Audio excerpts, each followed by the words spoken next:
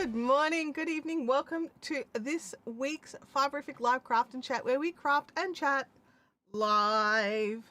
I missed you guys a lot last week. I was working an event where I needed to be on Utah time for the week. If you haven't heard of it, it's called Matt's Off-Road Games. It was so much fun, honestly. I'm not a car person per se, but I really do enjoy like what they do over there, like with the builds and the crazy vehicles that they, anyway, that's what I was working on. I was moderating their live stream. So I couldn't be here because I'd been awake all night and I was a bit sleepy. So I didn't live stream here last week. But what did happen, I don't know how, I don't know, but my crojo came back, and with a vengeance. It was just like, right, let's get all these things sorted out. And so I'd been working on, I don't know if you remember, but I had some larch ped socks that I'd started, and I kind of put them aside and didn't really do much on them.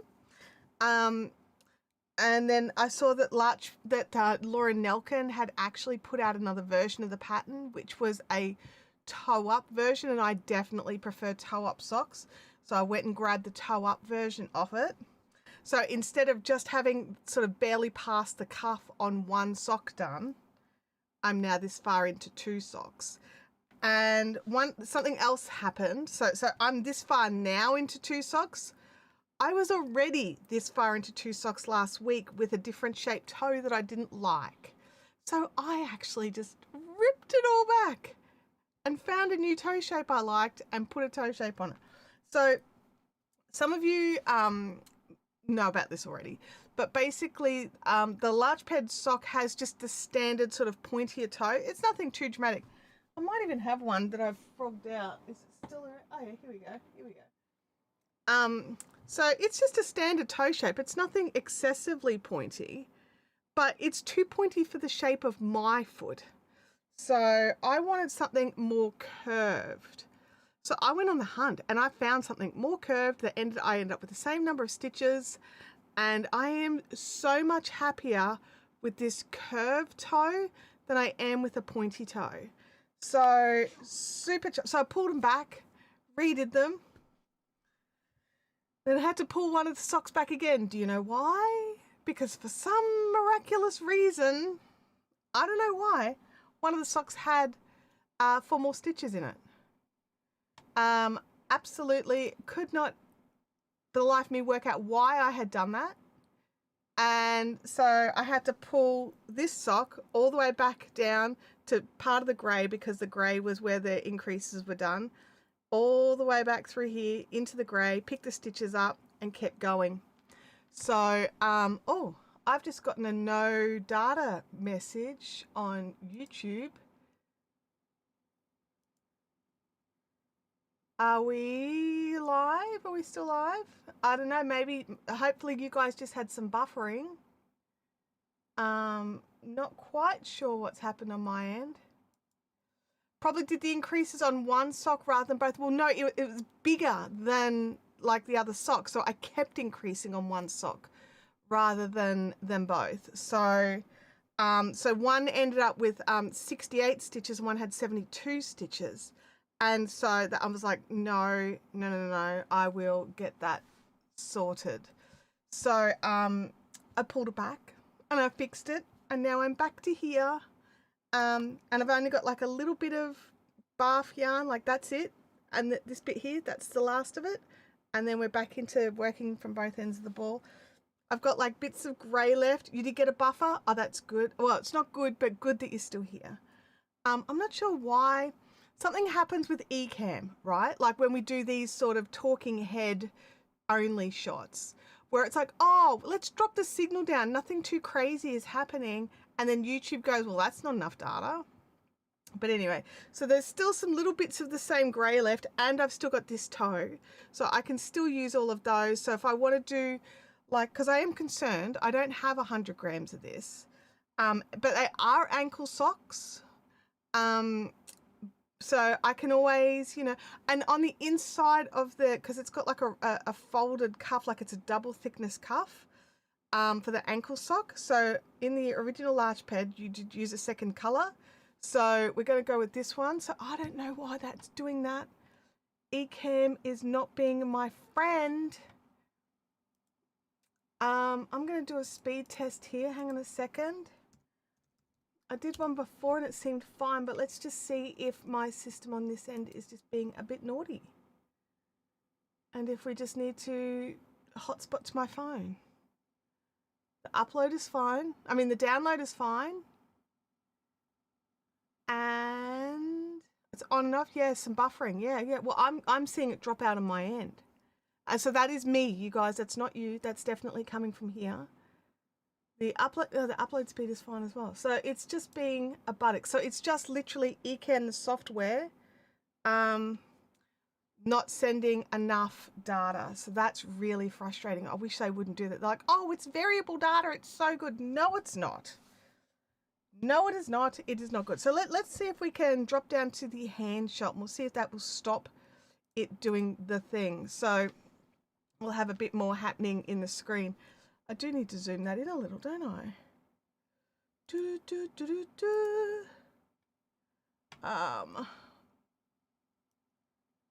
we go. And we'll bring it a bit more middle. Okay, there's lots of buffering. It's happening on my end. I don't know why it's happening on my end, but it is Ecamm, the software, that is doing it. So thank you, Ecamm. You're not free. Times like this makes me go, why don't I just use OBS again? That's right. Why? So yeah, so YouTube's not receiving enough data. I've got poor stream health. Yeah, definitely happening from the software rather than the internet. So very sorry that that's happening, everybody. I didn't get, the Ecamm doesn't need an update, does it? Anyway, I can't do an update now, not without cancelling the stream. Okay, so I don't know if let me know in the chat, send some emojis if you can actually still hear me and still see me, even though we're doing lots of buffering and lots of all that sort of stuff. So let me know. In the meantime, I'm going to knit some while we wait and work out what's going on. Yeah, so it's just a frustrating situation here that I can't actually solve.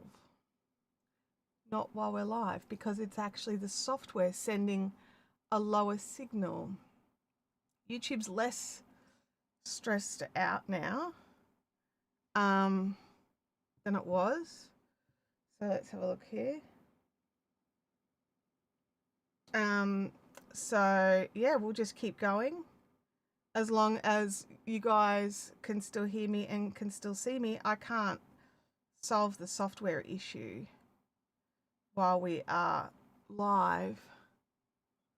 So yeah, so if you are watching and you can hear and you can see, please send through some emojis so that I can see that you are still here. Otherwise, I will need to do something dramatic, which I would prefer not to do, but will do if needs must. So, yeah. No, nothing's coming through. Let me just check here.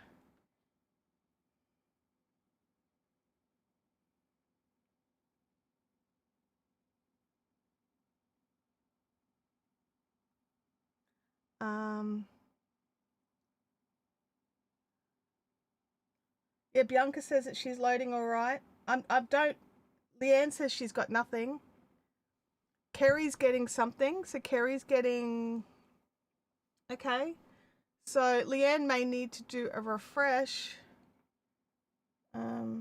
Maybe a refresh is in order. I'm getting the good rather than the excellent, which is way better than the poor, which is what you get when you're actually buffering. Oh, I've got excellent now. So this is what I mean. I've done literally nothing to change this. This is quite literally this software that does this. I'm going to ask them the question. We don't have pointy toes. They get all lumpy in your shoes. Well, that's the thing. I don't have, like, I know there's some women who do. They have these beautiful long feet with a pointy toe at the top. I don't have that. I've got my little narrow, my little wide sort of hobbit feet, as I lovingly call them. They get me around. They do a fantastic job. However, they need a rounded toe sock. Bianca's still here. So yeah. I've got an excellent stream health on my end now. No buffering for Shivsy. Excellent. Thank you, Shivsy. I appreciate you guys letting us know in the chat, because it seems like Leanne might still be having problems, whereas everybody else is okay. So we're going to keep going. Hang on. I'm just going to let her know in a message.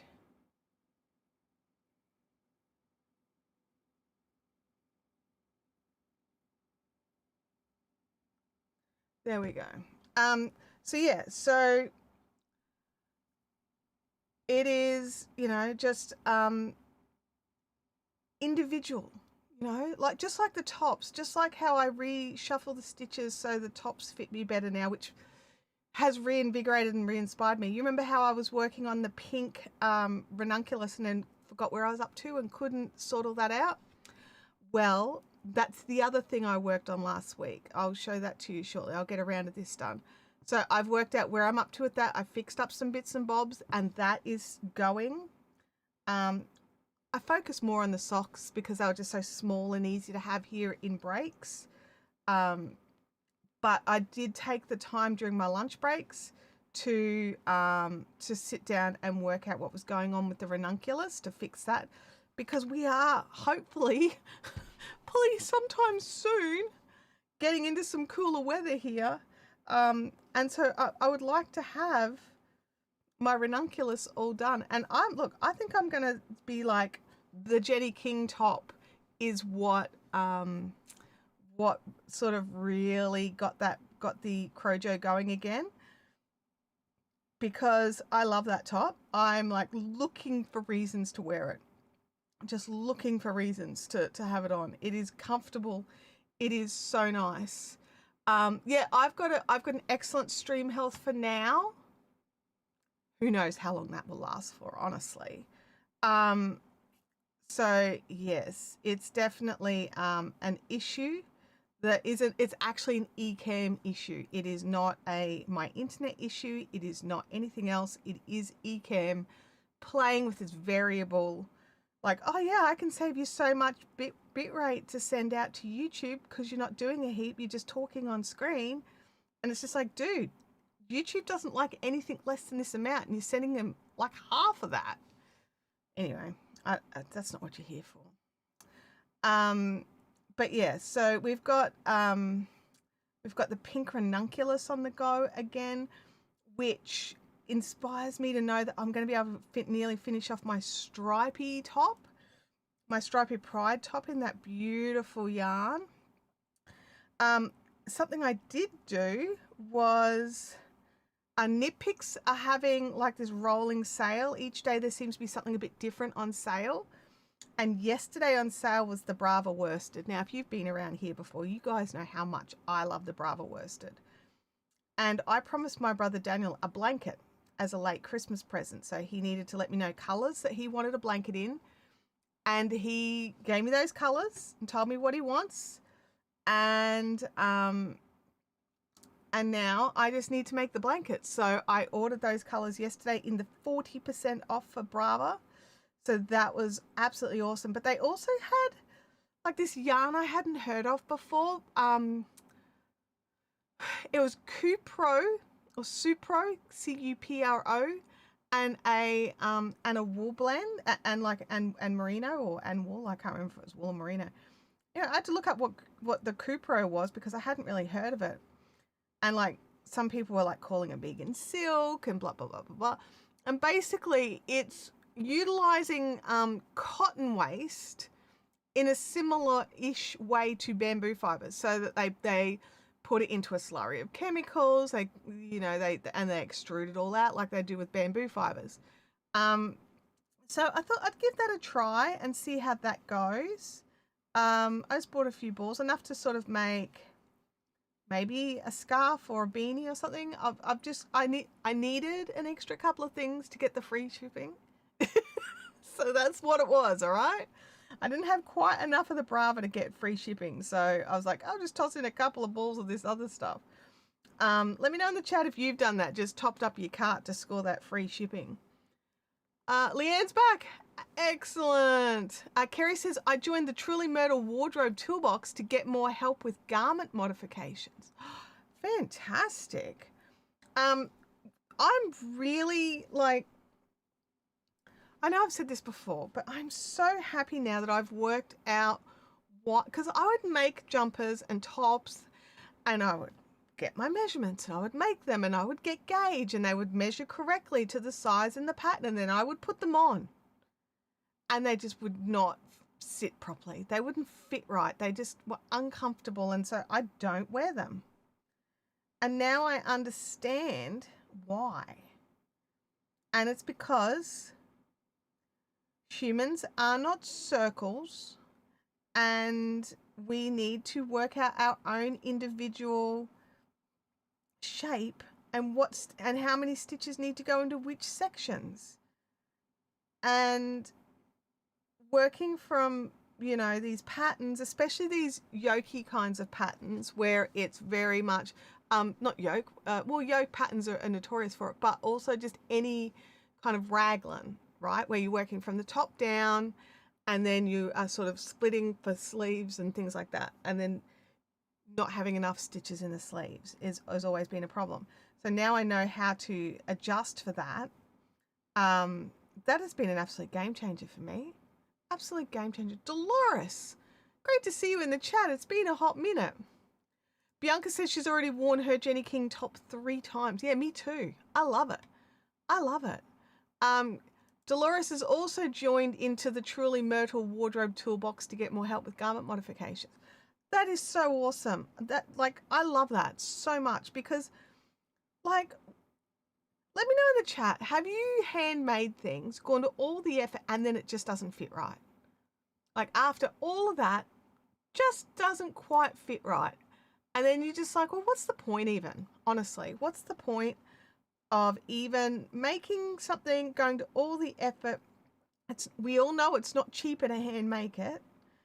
And then finding that the silly thing doesn't even fit. You know, like, so frustrating, just so frustrating. And, you know, then you start to doubt your talents. You start to doubt your skills because you're like, well, I can make a mean shawl that is not reliant on, you know, anything except for running out of yarn gauge, not needing to technically fit anything. And so just being able to make something and have it fit where it's flattering and comfortable and it sits how you want it to sit, just learning those skills. I didn't realize Truly Myrtle had a wardrobe toolbox, so I'm going to go on and checking that out.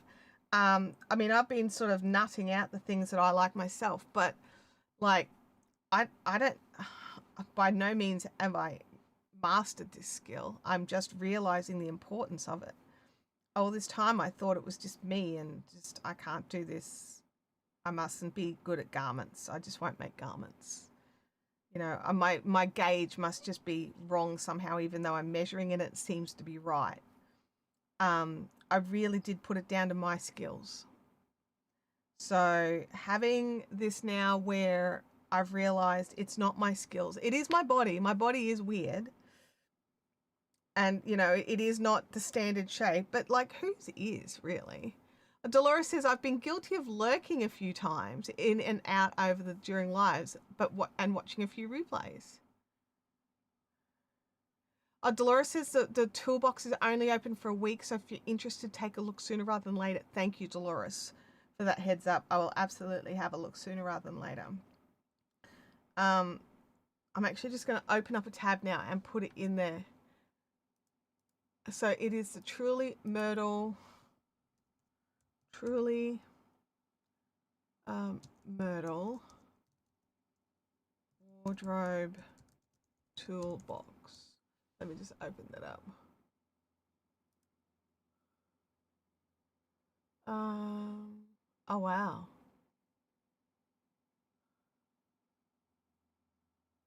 Ah, that looks fantastic. Okay, don't go down the rabbit hole. I'll look at it later. But definitely, like, if you need help finding things and making sure it's, um, making sure that they work and they fit and just, it's, you feel like you've had so much more of a win. Kerry says that the Wardrobe Toolbox is a subscription club, closes Good Friday. She talks about fitting sewn garments also. Oh, that's cool because I do sew some stuff every now and again. And I've been learning how to. I went and did a weekend retreat course for adjusting sewing patterns to fit. And that's where part of this has come from, is understanding like that you can do this. Oh, why are you all tangled up? Stop that. We don't want that. It's caught. I have to wait till I get around to the other end. We're nearly there. We're nearly through the little section of yarn bath. Maybe a bit more. The other thing that I did this week, which is still related to socks, funnily enough, is I picked up some of the funky socks. I don't know if you guys have heard of those. Like, it's an Australian. I mean, I think it's an Australian thing. I got it in Australia. It shipped very quickly. I'm assuming they're in Australia. And they're having a birthday, and they do compression socks. And I get really uncomfortable in the full length compression socks, especially for like just, because I sit in my chair a lot. And so I need the compression socks to help with that. It's like, if you're flying and things like that. So compression socks are super useful for people who are on their feet all the time or people who are sitting all the time. So basically compression socks are suitable for most people. And these ones aren't like, I don't need like medical grade compression or anything like that. So if you do, that's a whole different discussion point. We're not discussing that. That's a discussion with your doctors and what kind of compression you need. But this is just for a bit more comfort. Anyway, so I grabbed these compression socks because they were having this crazy sale. I think the sale's still on. 7 pairs for the price of 3.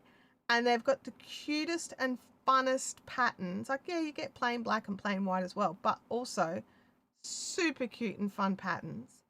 And I grabbed some and I got a mix of ankle socks and crew socks, like, the longer socks.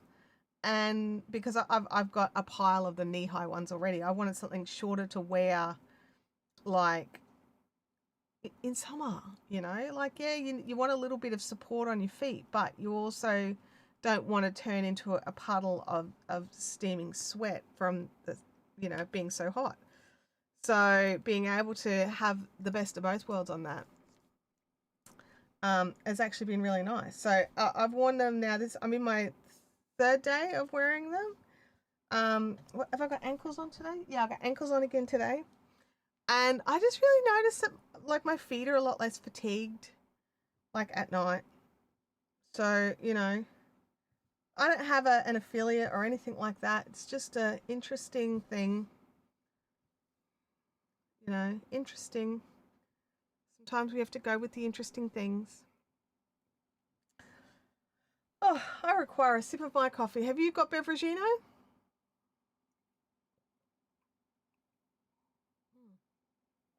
Here we go. Not in a Yeti today. I have some cold water in a Yeti when my coffee runs out. It's actually my 3rd coffee today. It's a bit a lot for this time of the day. This is normally my 2nd, not my 3rd. But I'm on my 3rd coffee for the day, and it'll be my last probably. I tend to drink more tea for the rest of the day. Not always. Sometimes I don't. What's going on? It sounds like Louie and Tibbles are up to shenanigans. Or maybe Tim and Tibbles. I don't know. Tim's working from home today. Got to conserve that petrol. Fuel prices are going a little bit cray. So yes. Lots of fun, lots of fun. So I had like an entire week where I literally flipped to American time. I lived and breathed and ate on Utah time, which was kind of interesting. I'll see you later, Kerry. Have a great day at work. Um, so I was getting up at like 11 o'clock, sort of when Tim and Abby were going to bed. So I sort of got to do it like a crossover with them at night. And then I'd be out in the lounge room on my lunch break when Tim got up in the morning because he gets up quite early. He's an early bird. So I'd be sitting out in the lounge having some lunch, getting away from my computers for a bit. Um, and yeah, so it was just quite surreal. Um, just staying like living on like a whole different time zone, but still being in our house for the week. Um, but I was actually pleasantly surprised with how I held up for it, which was really good. So as long as I kept busy, I was fine. And I think that was part of this whole crojo thing because it really made a big difference of being able to keep me busy because, just if there was any sort of lull or anything like that, I could just pick up and knit a few stitches and concentrate on that. And then I'd be like, oh, okay, back on again. So back to work and then just sort of keep going. I think it made a huge difference. So, yeah, we'll just see how it goes. So now I'm like, okay, I worked out that I'm not a big fan of the cuff down socks. And so, and which I already knew really, but I really was like intrigued by these larch peds that are like the Laura Nelkin larch peds. Really intrigued by the design. And then she brought out a toe up version. And I'm just like, give me the toe up version. I don't care that I've already bought the top down version. I want the toe up version. So that's what I've got. And I'm loving it so far. Admittedly, I did change the toes. Because I don't like a pointy toe. But I think I found the instructions for this toe. Nimble needles, I want to say. Nimble needles. So the large pads called for a 16 stitch start. This calls for a 20 stitch start, and you actually increase every row until you get to 40, and then you increase every second row until you get to the desired number of stitches for your sock. And so it was only a little bit different, but yeah, it's just a bit different. Toe up, just do the cuff down backwards. No, I wish it was that simple. The heel turn's totally different. So that the from here backwards, yeah, that's pretty similar. Like you do your decreases down and then you do your graft, right? That's pretty similar. The heels are very different. So because you do a very different type of heel turn. So or the instructions are quite different. There's no picking up stitches down, like you don't do a heel turn tab and then pick up stitches, and they've both got their pros and their cons. The other reason I love these, which it won't be so much a case for this particular pattern because I'm not going to be using all the yarn because they're ankle socks, right? But if you've got a pattern and you've wanted, you're doing like up the leg socks, what are they called? I don't anyway. Like crew socks, but as long as using up all the yarn that you can possibly use, being able to go toe up means that you can sort of be gauging what yarn you've got left. Like I'm doing toe up 2 at a time out of the same ball. So I didn't split it. So I'll get to a point where I'll be like, okay, if I was doing a crew sock, I would get past the heel and then it'd be like, just keep going until you need to start doing your ribbing.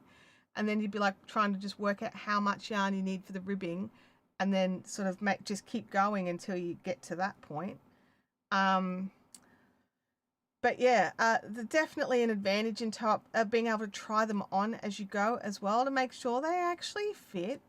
And if your ribbing's too tight, you can just pull that little bit back, because you've got your whole sock on to make sure you're feeling comfortable with it.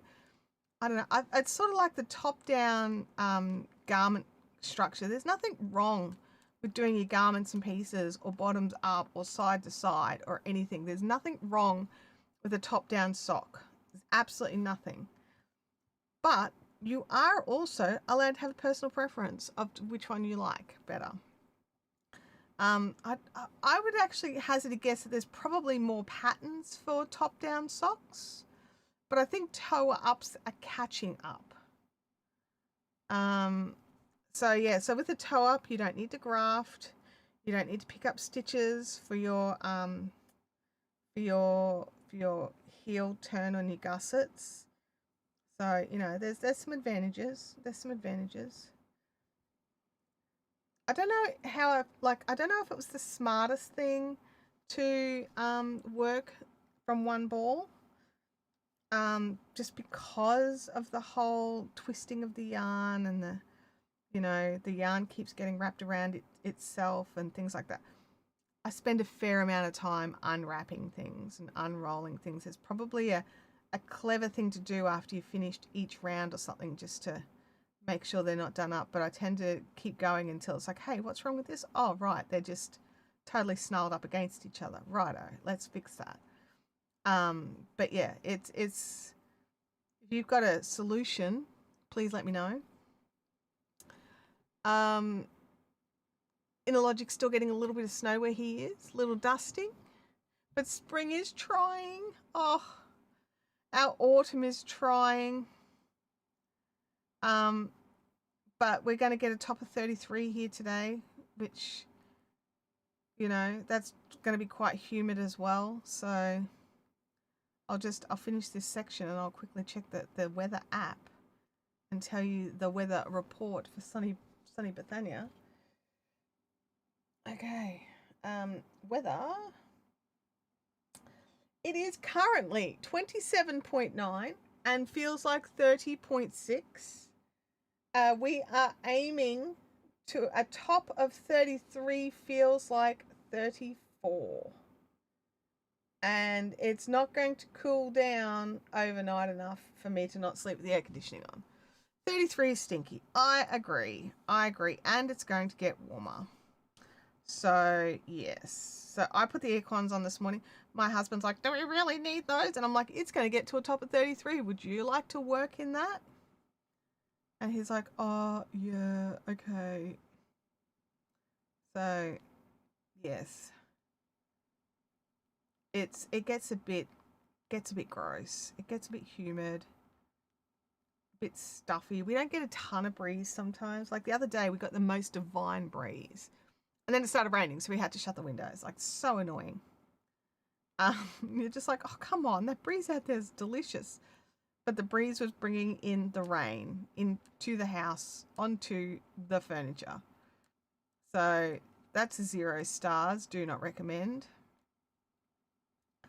But yes, it's been interesting weather-wise. Definitely. Oh, another little wind off that. We're slowly getting through it. I'll be much happier when I'm just not, when this is sort of not happening, you know?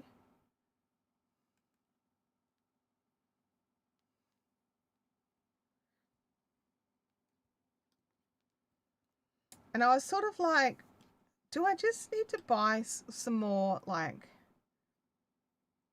2.25 mil projects? Inologic says, I went to see Project Hail Mary this afternoon. Felt like it was 50 in the theatre. Oh, really? Like lots of people, and then they had the heat up as well. Like that would be pretty gross, and especially stepping out into your very cold weather. That would be like a smack in the face. Which one's Project Hail Mary? Who's that got in it? It's not ringing a bell. It's not ringing a bell. But I actually haven't been to the cinemas in a very long time. I tend to just watch a lot of stuff at home where I don't have to sit with strangers, you know?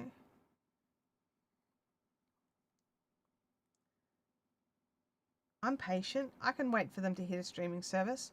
Oh, speaking of streaming services, we're probably going to be cancelling Paramount, which is really disappointing. or maybe we'll wait a bit longer. But Paramount cancelled stinking Starfleet Academy, which I'm really ticked off about. Like, I've been really enjoying it. I thought it was great, and I'm hanging out for the next season. We are going to get season 2 because I've already shot season 2. But it looks like we won't get a season 3. Oh, hang on, that's the wrong yarn. Ooh, that was a close one. Nearly started using the wrong yarn. That's the catch with doing 2 at a time. You've got to make sure you don't accidentally stitch your socks together. Oh, the same. Oh, I've seen a preview for that. I just didn't know what it was called. It's the one where he's the teacher sent into space. He's a teacher or a uni lecturer or something like that. I don't agree. I liked Academy. I thought it was good. I enjoyed it. Gabby says she can't remember the last time she went to a movie theater. I'm trying to think of when it was for me. I think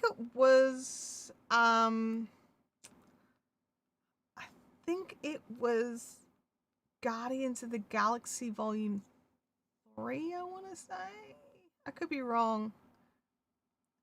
Or maybe it was Guardians of the Galaxy Volume 2. It was the one where you got the backstory of Rocket Raccoon. That one. Hey, Kelly, good to see you.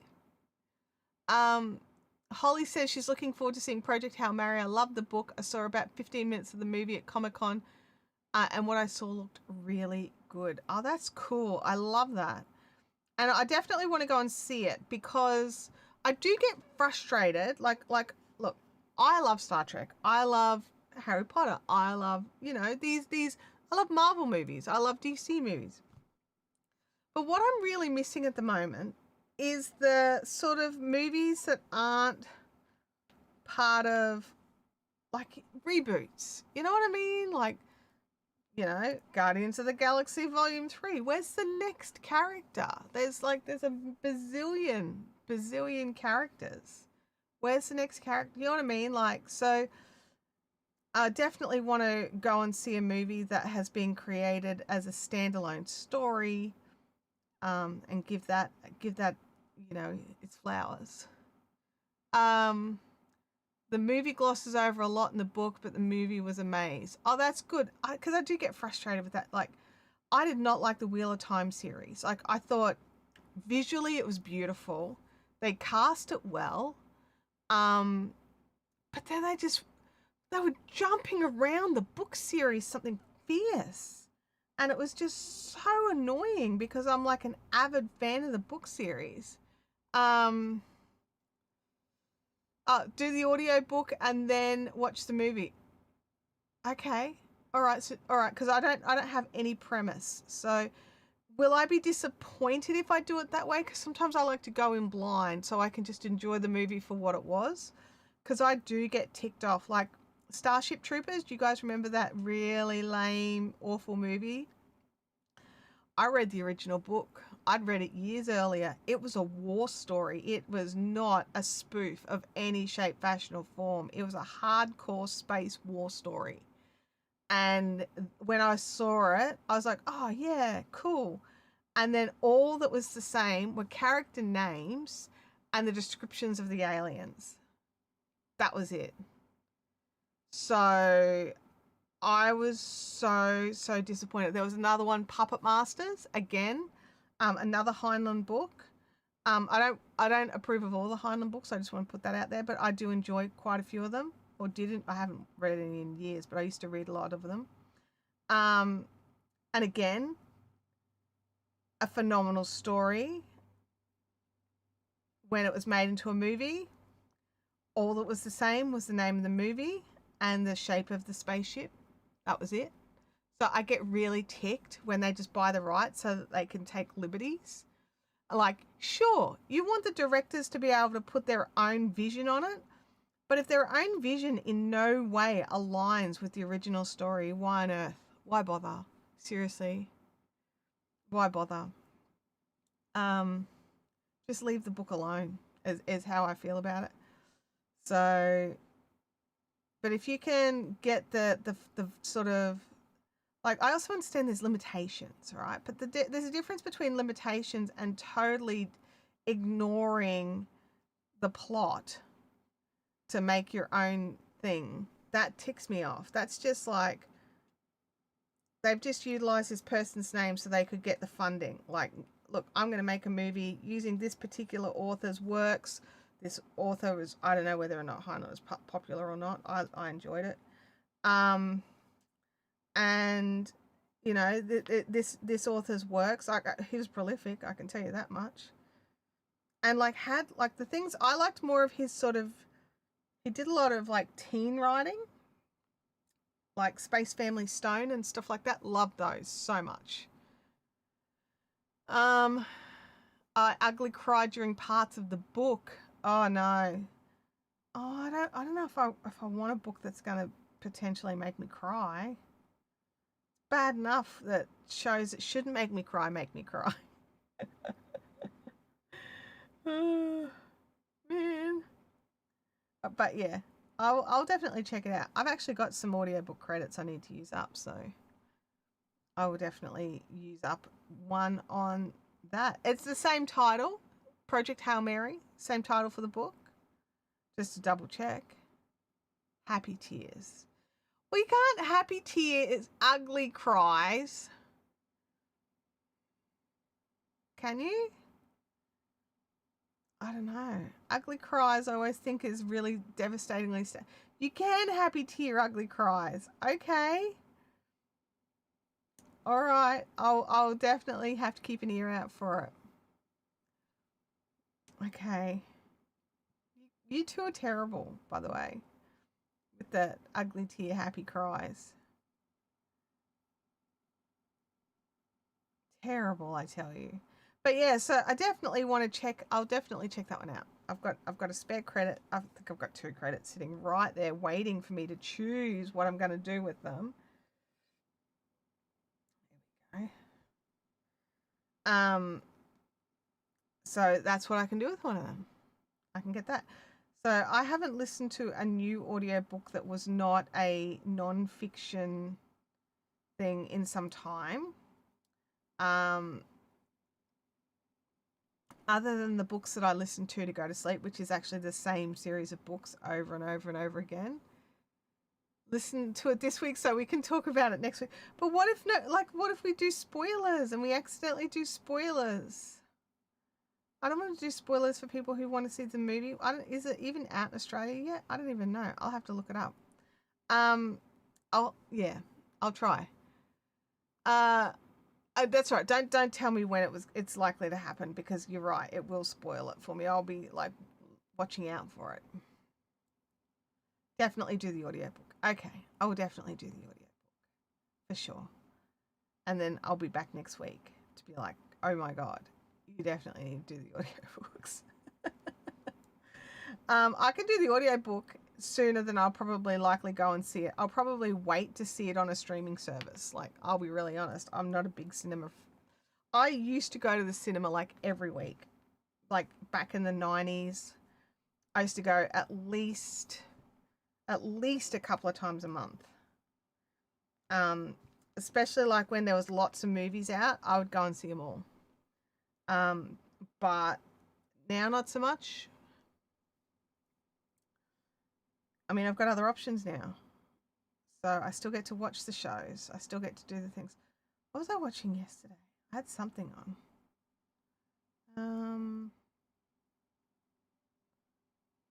I can't remember what it was.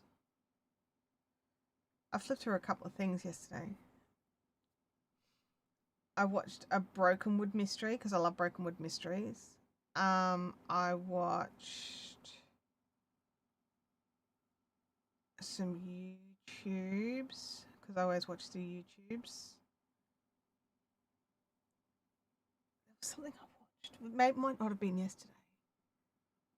I can't think what it was. I was like, I enjoyed it. I remember that. Oh, it's a Christmas movie. That's what it was. It was a stupid Christmas movie. Dumb Christmas movies. You know, the Hallmark ones. One of them. I mean, might not have been Hallmark, but that sort of thing. The unabridged version. Okay.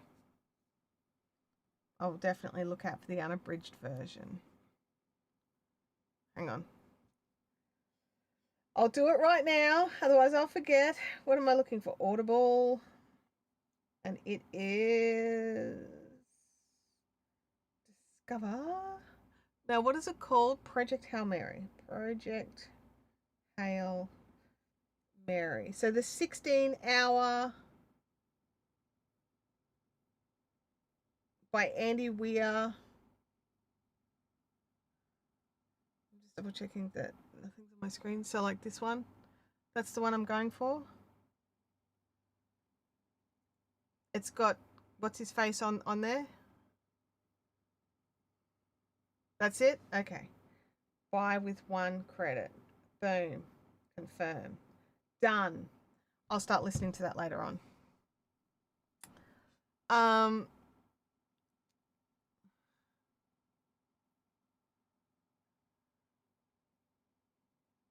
And Ray Porter did a cold read. Okay. We used to do the drive-in. Oh, we used to, when Abby was a baby, we lived at Eagleby, and which was like a 5-minute drive from the drive-in, and we would heat up our dinners and jump in the car, and we would sit and eat our dinner while we watched a movie, and with Abby asleep in the back seat. So, yeah. Used to love that.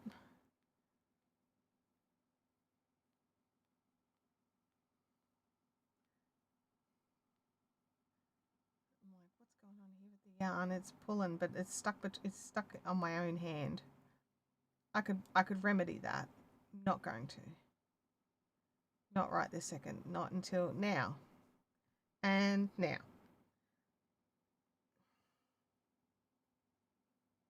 Try and get some of this energy back this way.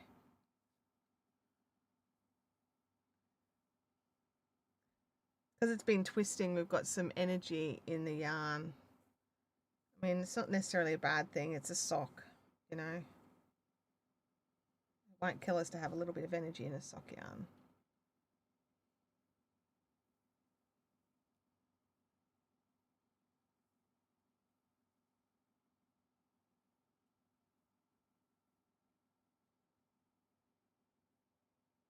There we go. It's starting to travel.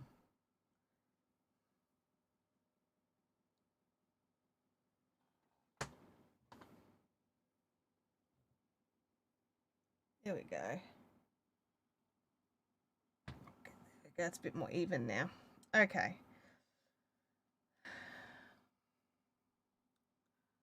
So yeah, so I will try and get that watch or listen to this week so we can chat about it next week. I won't go into any detail next week, but I'll just be like, oh, you know, I'll let you know if I read it or not. I'll tell you. 16 hours is not crazy for a book. What happened then?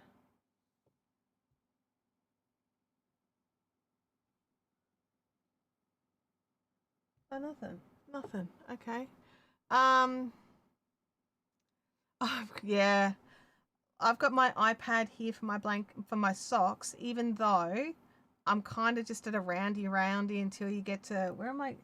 Till I get to 7.5 inches from the toe, because this particular pattern has a variation for a high arch. So I want to get to that point and have a little look at what that is. Because I quite often have issues with the handmade socks being too tight around my arch. So hopefully this will adjust for that, and I'll be in my most comfortablest pair of socks I've ever made for myself. That's my goal. That's what I want these to be, the most comfortablest pair of socks I've ever made for myself. Like, it's not asking too much, is it? I mean, I've made my favorite top now, the Jenny King top. I'm working on a variation of the ranunculus so that it can be my favorite ranunculus, because I've made one. I'm making it with the sleeve adjustments. So, you know. Leanne says, I love audiobooks. I'm in my car a lot, so it's great to be entertained as I drive. See, I'm not in my car as much as I used to be. But like when I did Bendigo Run, I'd just be like lining up the audiobooks and podcasts and all that sort of stuff to just really like entertain me while I'm driving, like all that way. Um, and I'll listen to like the podcasts and stuff as I'm driving around like locally, but I can't. I have to be really careful. Like if I'm in traffic, I can't listen to an audiobook, but I can listen to music. You know. Oops, I think my hair is getting knitted in. Abby, did you? Abby. Jeez, no one tell her I said that. Louis, did you totally fail miserably at being a guard dog just then? I think he did. I think Tim's gone out and come back. So, yeah. He's just laying there. Laying there. Let me see if I can bring on Louis Cam. All my little buttons on my Stream Deck aren't working, so we'll see. Why is that not working? Louis Cam.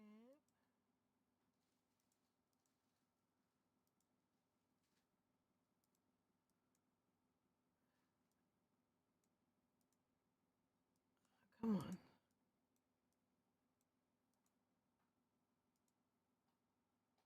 Video source.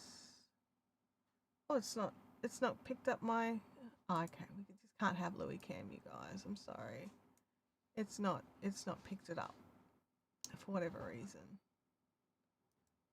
He'll probably disappear anyway now that Dad's back.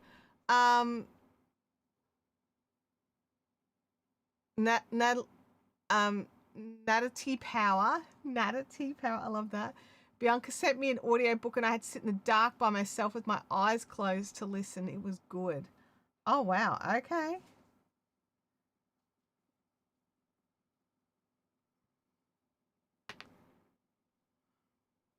Leanne says most of the time it's a 2-hour round trip, mostly quieter traffic. I do pause in the city or busy traffic. Yep. Oh, okay. That makes sense. Whereas I'm sort of it's pretty busy most of the way around here.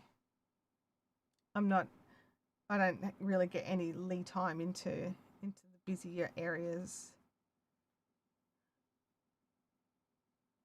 But yeah. We'll have to do a sock measure in a second. I'll get to the end of this particular sock. I won't wait till I get to the end of the row on the next sock, because I should have done it before I started this one. I'm a Gumby and I didn't think. Just to get an idea of where I'm up to. I also want to just double check that I had to do a few rows on DPNs because I was like a couple of rows short when I did the row counts to put this one back onto because like I needed it separate for a little while when I pulled it back. And I just want to double check I haven't got any ladders, I probably do. That's why I don't use DPNs. All right, let's have a little squiz. No, everything's in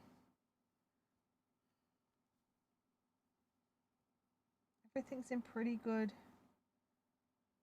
order. Oh, you can sort of see a little there, but nothing too dramatic. Nothing a wash and... All right, that's cool. I'm happy with that. Now, where are we up to? Oh, start the 0 at this end. 0 there. We're up to 5, just short of 5.5 inches. So I've still got 2 inches to go before we have to do anything different. So you can just keep going round and round and round and round. Yeah, that's exciting. I'm pretty happy. Like being able to just work on, like I've got 2 different projects that had been naughty cornered, basically this and my pink ranunculus, and to have them both back in the fray. Oh man, I'm super happy. I'm super, super happy. And I really want to get these done because I want to wear them. And then the pink ranunculus will be the next one to finish. And then after that, I'll toss up between my, I'll probably work on my Tunisian for a little while. Are those hats for gnomes? No, these are socks for my little feet.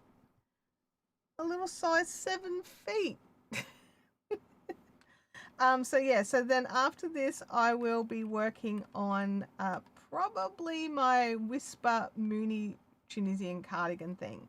I am going to pause that and have a little look and see if I can make any adjustments to it to make it fit better. But in all fairness, it's in pieces, so I could probably just make larger sleeves and stitch up less on the sides to incorporate the larger sleeve holes, because it is a larger, it is a pieced out garment rather than an all-in-one garment. So that is super useful when you want to make adjustments. Inner Logic says, I listen while I crochet. It's a tough to dead tree read while crocheting. Yeah, I get it. I totally get it. I tend to throw a show on in the background, but I could totally listen to an audiobook instead. I actually just fell deeper into the Apple sphere. I wanted to be able to, like, last week it was really hot in here overnight, and I didn't want to have my big headphones on all the time. So I was like, oh, I'll just connect my Bluetooth, like, in-ear buds to the computer, and it would not connect, and then it just wouldn't even connect back to my phone, and I realized they were like 6 years old. So I replaced them with my very first set of Apple bud things. So yeah, oops, I've just connected them to my iPad. And that's the thing, like they just connect to everything, no problems at all. And I can have I can actually have music playing on my phone, and then if I start a YouTube video, it'll automatically connect it to the YouTube. Anyway, I thought it was great. And it did what I needed it to do, and I grabbed them on sale, and I was a happy camper. And now I've got new headphones, which is fantastic. Are those little coloured pins on the ends to do the left and right? No, because they're identical, so there's no sort of left and right foot as such. But it's to show me where the beginning of the round is, so that I count the right number of rows. So right now I'm working across the back stitches, so these are the heel stitches. These are the instep stitches, so these are the top of the foot stitches. So it just shows me which side is the beginning of the round. They could probably come up, but I haven't moved them since I put them in. But they're just super useful. You know when you do your watch up just that little bit too tight? But yeah, so just being able to work on projects without it being like a total drain, where it actually helps to re-energize you again, which is, I lost that for a bit. I did, and it's back again. So I am a happy camper. Let me just, where are we up to with this? Oh, there's my hair. All that energy in the yarn sucked my hair into it. Come on. There we go. Alrighty, let's untwist the yarn. Are you untwisted, or have I twisted you more? I don't even know what I'm doing. There we go. We need to untwist it the other way. Alright, next sock.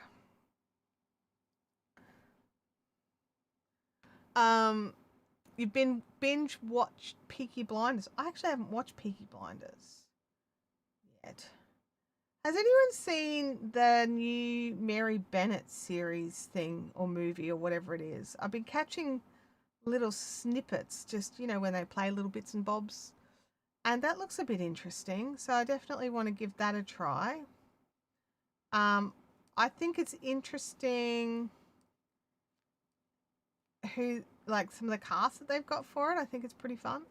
But yeah, I'll be checking that one out. Bianca says she's watched the first 4 episodes. That's cool. I have not, like this week where I've been working and stuff, I haven't watched anything new. I have just had reruns of things on. My brain couldn't cope with like the overnight workload as well as taking on new data. I'm looking forward to Sunday. Do we have any more local followers for your live? I don't know, but that's actually a great point. So this Sunday, we are meeting up in person at Club Beanley on Alamine Street. We are up in one of the function rooms. So if you are local, you are more than welcome to join us. We have the beautiful, comfortable space that's just for us.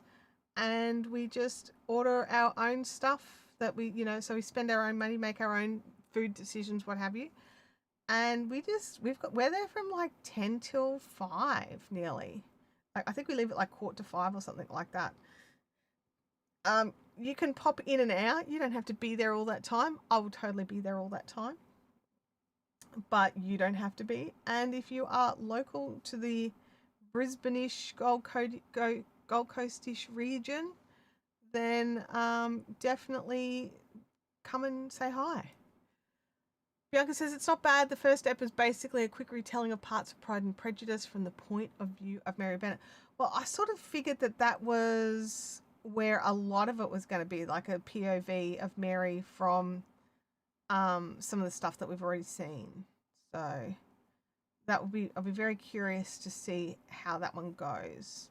I think Mary is a very interesting character that really didn't get much of a look in the original series. But yeah, I'm curious. I like those ones. They're cool. I'm like, what else am I wanting to see that's on at the moment? I don't know, honestly. Yeah. I know there's a new series of Virgin River, but I am so far behind in Virgin River that I've actually restarted the series. That was something I did this week. I rewatched the first couple of episodes. It's not bad. Oh, it's nor the book. Yeah, no, the book doesn't really go in much to Mary either. She really is like a bit of a peripheral character. So I'd be curious to see what they do with it. I'll have to look into who the directors and stuff are and see if there's if they've done any of the other movies. So that will be interesting and fun to see. Now, what I will say is, in all the crojo backness, I have actually not touched the bliss blanket that is on the go. So, because once I was working on these projects that have been kind of languishing rather than something brandy new, my brain just went, yeah, let's just work on these and get these done. Then you can have socks, and then you can have a jumper for when it gets cold, and so I haven't touched it, which again, but the point of that one was to bring back the crojo, and it's definitely done the job. So, and I still have a lovely blanket in time for winter. I've been seeing, like, I don't know what it's called. They say what it's called, but in Japan, where they put like over the little tables that they sit at to eat and things, there's blankets that go all the way to the floor, and then they heat under the table so that all of your body that's under the table and under the blanket, that's what gets heated. And I'm beginning to think that might be the way to go in here, is create like a skirt sort of thing for my work desk and just heat under the table rather than trying to heat this room. So, because this room gets quite cold. It gets hot in summer and cold in winter. So, I don't know. Well, see, I don't consider crojo's not crochet. Crojo's crafting mojo. And I think that's the difference there. Is some people call crojo for crochet. I call crojo for crafting. So, yeah. So this still starts with CR. So it works for both. Both are correct. I'm just using it more broadly in the crafting rather than just the crochet, because my crochet mojo is back too. So knitting and crochet. Because like, what would you call it if it was for knitting. Nojo. Knojo. Nojo. I mean, that could work too. But no, I go with crojo as in the more broader term for crafting. There is a cafe in Ipswich that has crocheted blankets on the backs of the outside seating. It's very cozy looking. Oh, nice. That's awesome. I love it when places think about that. It's like we do need this outside seating. It is very cold and we do have our little heaters, but it's still too cold. So let's make everyone toasty with little blankies. There's just something, I don't know. There's just something so comfortable about being wrapped up in a little blankie, like a little lap rug sort of thing. I don't know. I love it. There's probably people who hate it, but I love it. I think it's just the most wonderful, relaxing thing to sit back on the couch and snuggle into a couchy blanket. Doesn't have to be handmade, but handmade ones are extra special.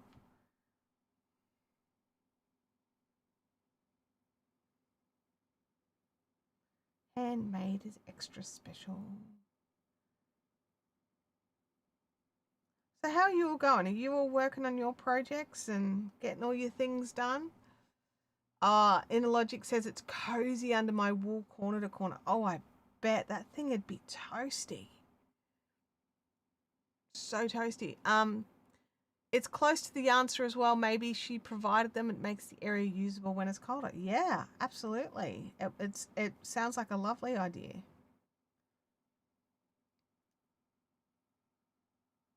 Because there's nothing quite like being like toasty and warm in your body, but then having like the crispy face. I know that sounds weird. So like in winter, I like to have the window open a crack so the breeze still blows on my face, but the rest of me is toasty under the blankets. Probably the same reason we don't like hanging limbs off the bed in the dark. Possibly.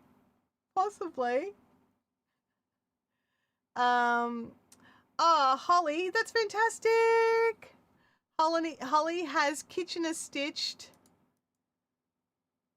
Bring it up. There we go. The Kitchener stitched the toe of her second sock. Fantastic. What are you doing all the way over there, Hype? Come back over here. There we go. We're going to have to do that again because for some reason the Hype was off screen. There we go. Yeah. Come on. That's awesome.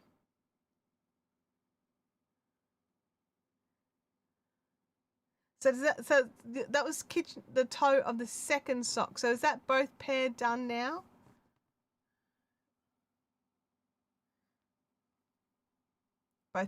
Both socks of the pair completed. All ends to be woven in, ready for washing. And do you block your socks? I tend to block my socks. I've got sock blockers. I don't do it every time I wash them, but I definitely do it the first time I wash them. Kotatsu. That sounds like the thing for the warming of the blankets, like for the warming of the space under the tables? Is that the kotatsu? I think so. And I'm probably butchering the language. Like, I'm very sorry. Mrs. D65, Deb had her first showing for Deb's Hands and Hearts. Hearts and Hands. Oh, sorry, Deb. Sold out. Everything's gone. You've got to get in quick. Fantastic. Fantastic showing, Deb. Fantastic. The tables with the blankets. Thank you, Kotatsu. Yeah, it was just a really interesting idea, and I'm just like, maybe I could do that in here and keep me warm and toasty because I get quite cold. And I don't like to wear heavy layers on top. I don't mind a layer, but not heavy layers. So I do, like, while I love the idea of my hoodie, I can't wear it while I'm live streaming because it is too chunky. It's way too chunky.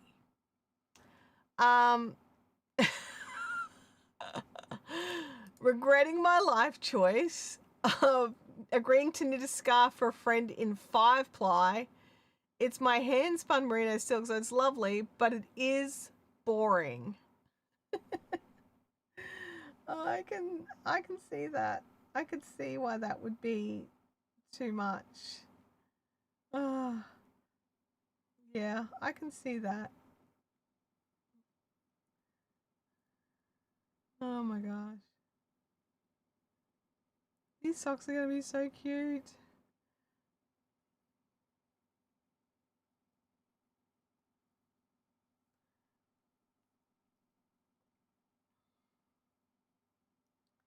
I just love the grey. I like the grey toes, like because I love contrasting toes and stuff for socks, but I don't like it when they're like garish, like wrong, like just like what's where it contrasts but it's not complementary. Is it just non-complementary colors? I don't know. There'd be a word for it. Anyway, so not complementary colors for the heels and toes. I don't like that. I think the colors need to be complementary. My personal opinion, it's okay if you don't agree. But this is very complementary. It has actually, because this yarn, I actually dyed some grey into it. There's some grey speckles. Just a slightly different tone of grey, but there's definitely grey in here. I think I need some water. Lay the little suckers out. Got water, got cold water today even, not just tap water.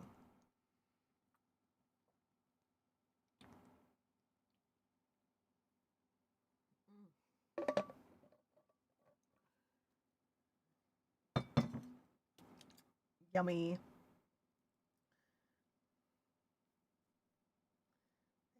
There we go.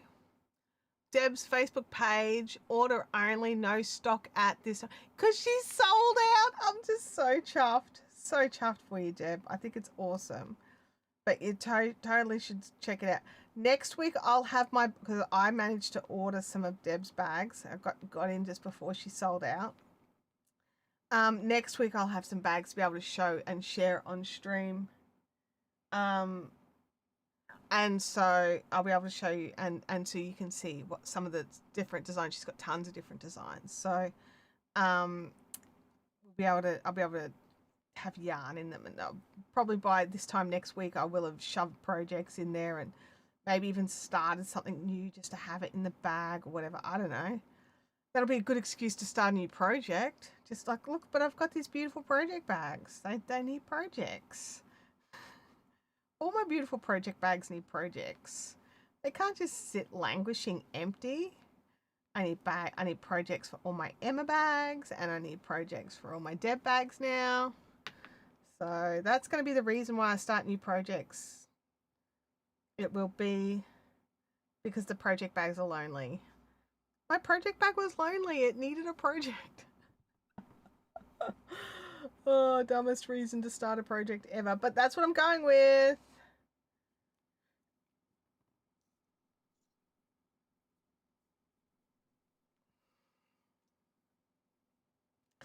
Have you ever started a project just because you had a new project bag? Just out of curiosity.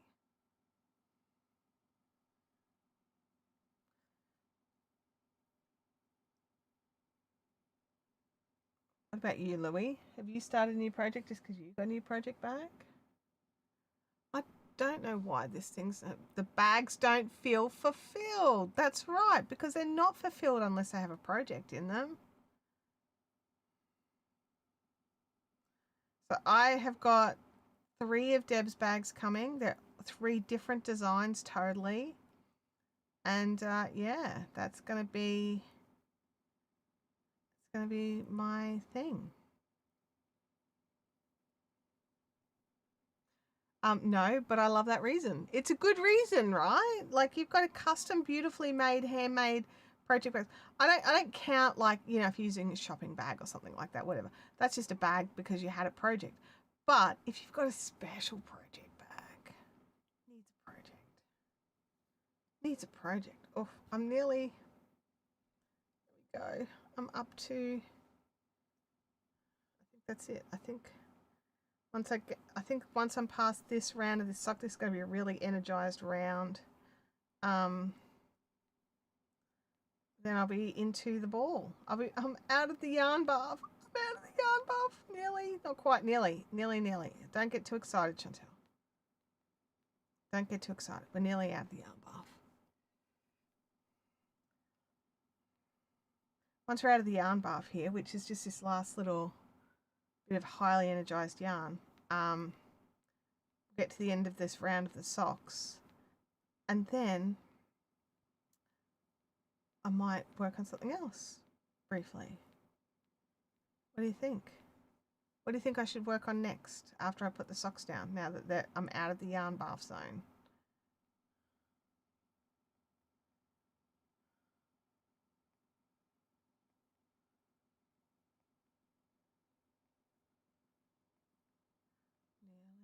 Nearly.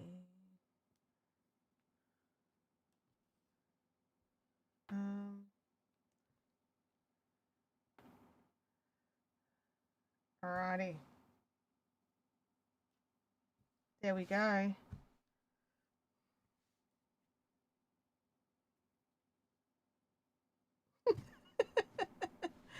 The project top, no, that one not yet. Soon.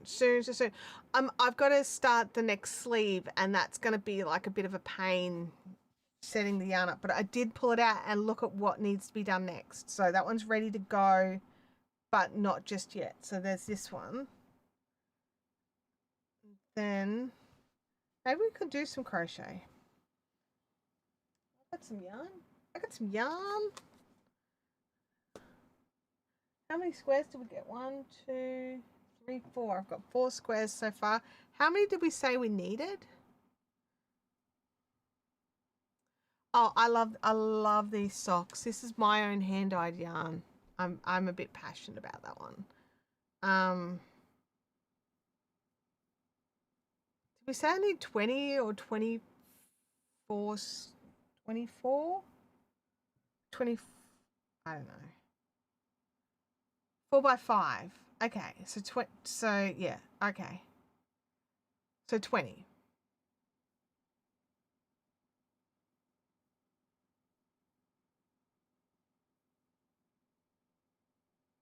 And it was 2 chains in the corners because the yarn is super chunky. See, it's been a hot minute since I've done this. Should probably write some notes. Have I even made a Ravelry project? I don't even know. I might have.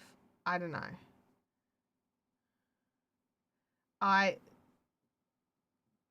don't believe I've updated the Ravelry project for the large pens. Oh, I might have, because I definitely marked frogged on the top down version. I don't know. Maybe I did. I don't know.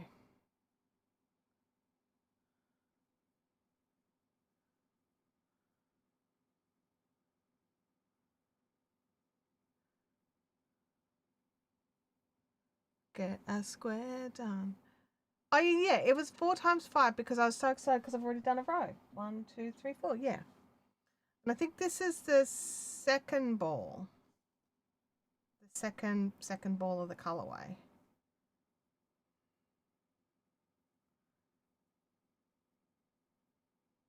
And so I'm trying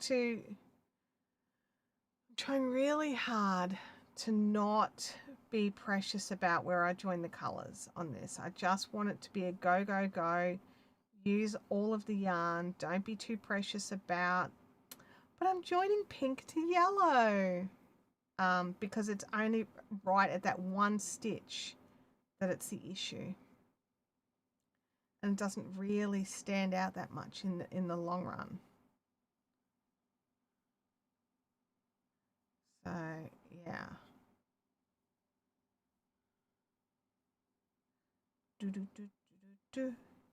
We'll get a square done too. The socks are up to a fun, well, not a fun spot, but you know, they're out of the bath zone, which I just love. We can get an extra square done of the blanket.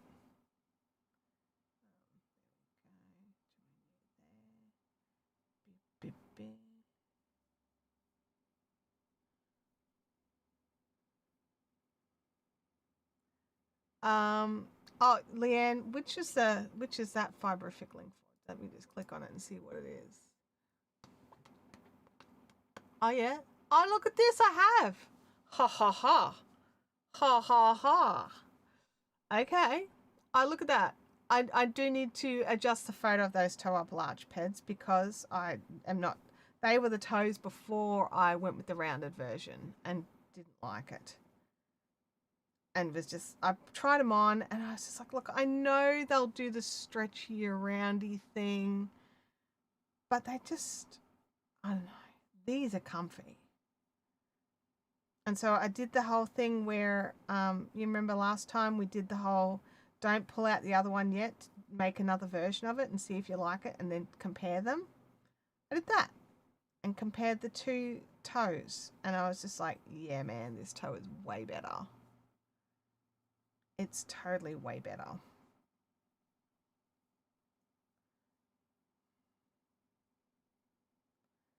So, yeah, that's what I did. And so I changed the toes. Did I put any of that instruction into the large peds? Probably not. Let me just look. No. No, I didn't. I'll have to add that in. Add in the instructions. I'll leave those photos there so we can compare the pairs. Compare the pairs. But no, I definitely, let me know, do you have a specific shape of toe that you like for your when you're making socks? Yeah. I didn't realize I did have a specific shape of toe that I liked, but I like these rounded toes way better than the pointy toes.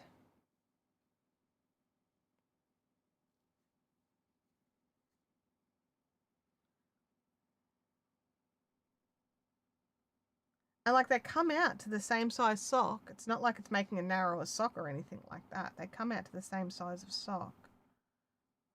So, and it is 100% a personal preference.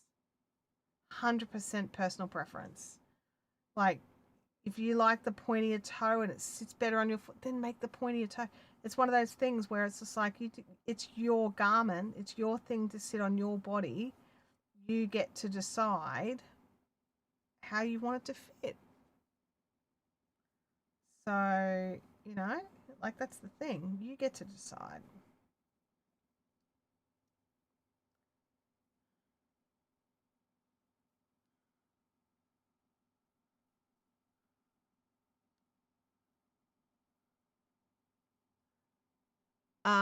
Bianca says that she definitely prefers the rounded toe. Yeah, I'm like, oh, I wonder which other patterns I could make with the rounded toe, and I wonder if they would feel more comfortable.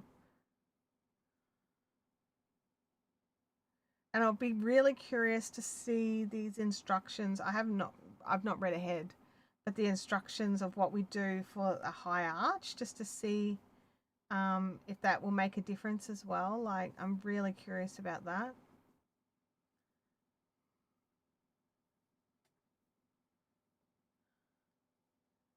So, yeah. I love it when designers give us options, honestly. I really just love it when they're like, oh, if you've got a high arch, then you can add this bit in here. If you've got a narrow heel, then you just do this bit here. And, I love it when designers actually have the forethought on that. Well, maybe not even the forethought, but like they've got a suggestion for it. Because sometimes I'll be like, oh, well, if you've got this, you just need to work out some adjustments. But, they don't have them for you. But being able to learn how to make the adjustments, that's the big thing. And being open to understanding that you bought the pattern, right? Fair enough. But if the pattern doesn't quite fit you properly, like, you might have narrow shoulders, or you mean you don't read the pattern all the way through before starting? No, I know you're supposed to. I don't always. Like Laura Nelkin, she's one of those designers that I'd just be like, what yarn? What needles? Cool, let's get started. What are we making again? Um, like the different designers. I trust Laura Nelkin's designs to be top notch. because I've never bought a bad one from her. It's like a Boo Knits design. Like, never bought a bad pattern from Boo Knits or Lauren Elkin.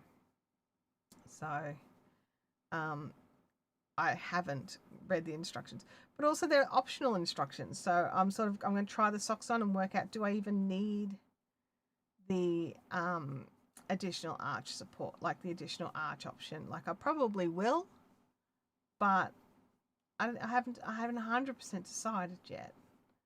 Depend on what it is that I'm expected to do.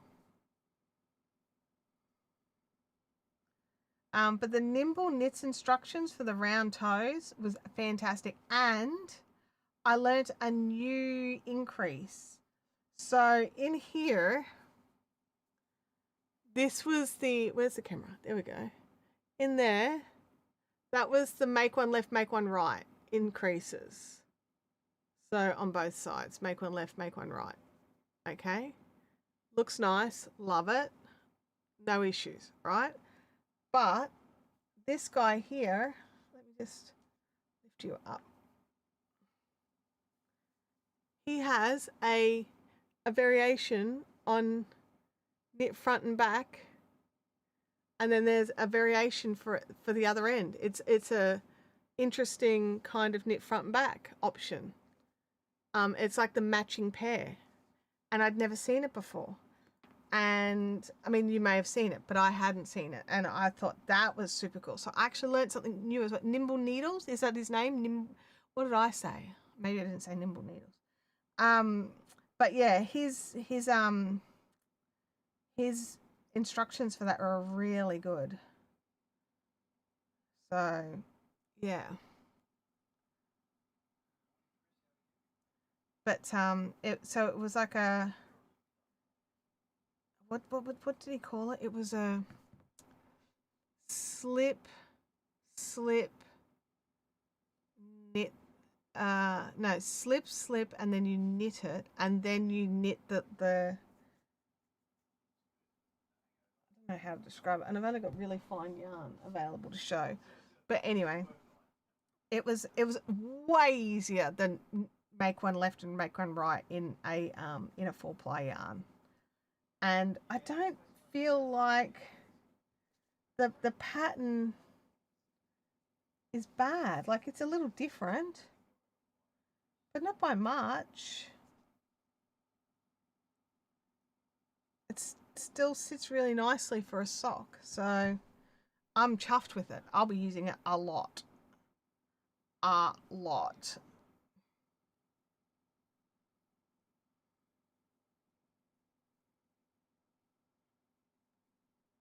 I'll see if I can find the video. I may have already put it into the knitting techniques over on the Discord. If I haven't, that's where I'll put it when I remember to grab it. But I think I might have put it over there already. Maybe not. I don't even know. I don't know. My week last week, my brain was a little bit it was focusing on other stuff, and this was all sort of just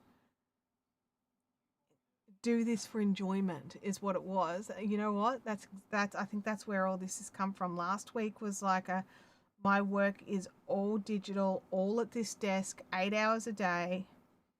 And I just, when I had my breaks, I would move out to the living room and either walk around the house,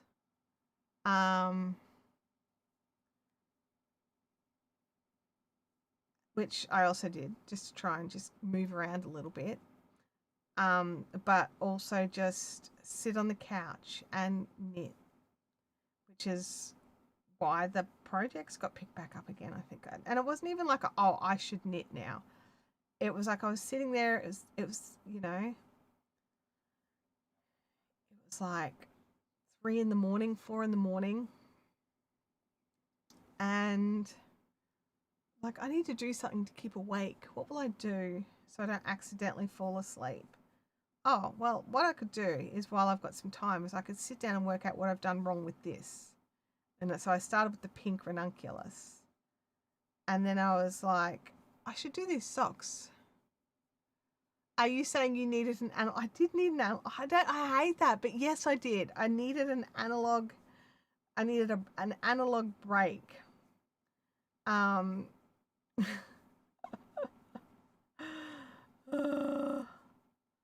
do you guys feel about that whole analog hobby thing? I don't care personally. I just think it's interesting that it now has a name. It's better than granny craft. I'd prefer an analog hobby over a granny craft any day.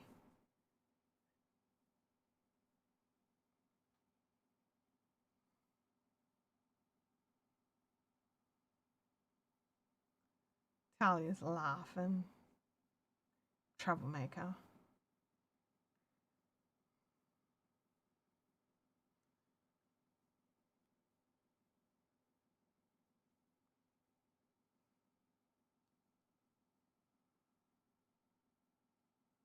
Still need a few more rounds here. What have we got? We've got one, two, three, four, five. So we're halfway there-ish. We need 4 more rounds.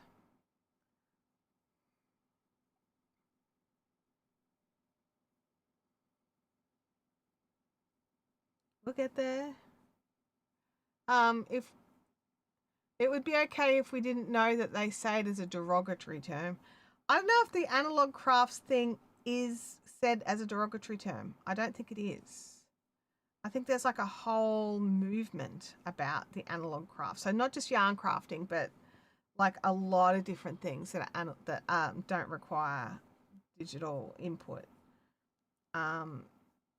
But yeah, I don't think it's particular. At least I've not read anything that had it in. Oh, Granny Craft. Sorry. Yes, I agree with you. If Granny Craft wasn't said in a way where that was a derogatory term, which the majority of people who say it invariably do mean in a derogatory term. Oh, I don't need to learn that. I'm not old, and you're just like, okay, righto. Missed the yarn. Got it back. Kept it going. I wonder if we'll get this whole square out of this ball. Don't know if we will. It's okay if we don't. Totes okay. I've got plenty of other yarn to go with and grab another ball.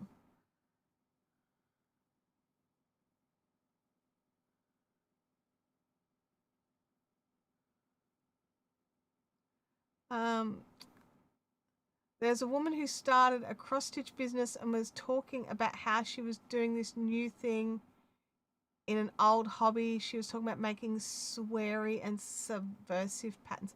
That's been around for a while. Like, there's been a lot of there's a Facebook group. What's it called? Subversive Crafts? Might be Subversive Crafts. And where they'll do like knitting or cross stitching and stuff and then put like, interesting imagery or you know yeah, no babes, it's already a thing. You can't join in no problems. Oh, you can join in no problems, but don't claim to have started it. Yeah. I agree with you. Like, you don't get to just. I was actually there was a thread or a post or something somewhere where someone was talking about this particular custom stitch that was like a loopy something or other. And it was like this custom name for a stitch. And it turned out it was like a knit two together or something like that. And it was just, but they'd renamed it. And I was just like, oh my gosh, that's a pet peeve. When like a designer comes out with this new fancy custom stitch. So you're looking at it thinking, I've just done a knit two together. That can't be right. Like, what have I missed? And you're constantly like second guessing it, all because I didn't know that there was an accepted name for that stitch already. And it wasn't like it was anything particularly interesting or new. it might not have been a knit two together, but it was something equally as benign. So, but yeah, pet peeve. If you're a designer and you're watching this and you think that inventing names for existing stitches makes your patterns quirky, no, it makes them unusable and no one will come back. People will realize what you're doing and they'll be just like, yeah, nah, I'm out of here because that's too hard. Trying to reinvent names just so you've got your own proprietary name for something. Get off it. Leanne says, I mean, I'm a granny and I craft and I'm offended the way they use it. I was crafting way before I was a granny. Yeah.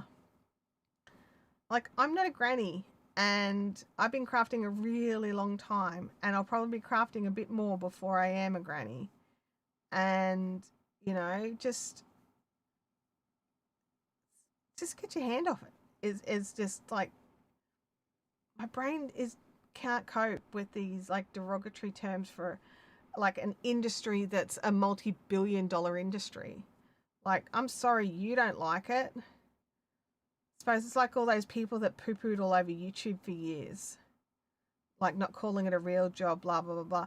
I read a really cool article on LinkedIn about an event that ran in New York, and the whole premise was how it was for specifically TV and movie editors, how to transition into the YouTube space. And I was just like, and this person was like, look, they were expecting maybe 20 or 30 people. It was supposed to be like a pretty niche. Like, they didn't expect, like, they end up with 140 people, 140 editors who wanted to work out how to transition into the YouTube space. So, yeah, just, sorry, my phone just, hang on, Abby is messaging. What does she need?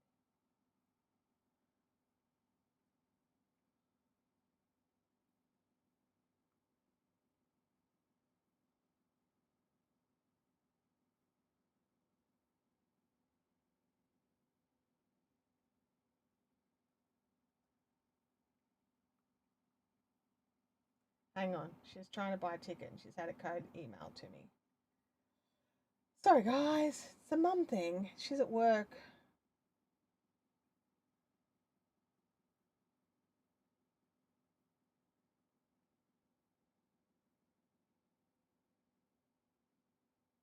Hang on, I can't type.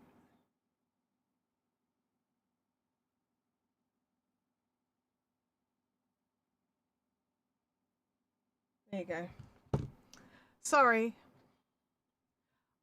Um, it's discrediting so many designers. What's discrediting so many designers? But yeah, so like this whole thing, like all these you know, Hollywood editors and TV editors and stuff. So just wanting to transition into the YouTube space. Like, I can tell you there's a huge number of people looking for good editors and like proper editors, not cutters. I'm a cutter. Like, they're looking for proper, like, legit hardcore storytelling editors, right? And if you can do that, there are a gazillion jobs out there for you. Just about every major creator that I'm aware of is looking for editors. No, it was Abby. Abby needed a code for a ticket that she'd just bought, and so she was sort of like tapping her foot, waiting for me. So yeah. Oh, and it's discrediting designers and assuming that only grannies craft. Oh, absolutely, absolutely. It discredits so many people, and it's disingenuous.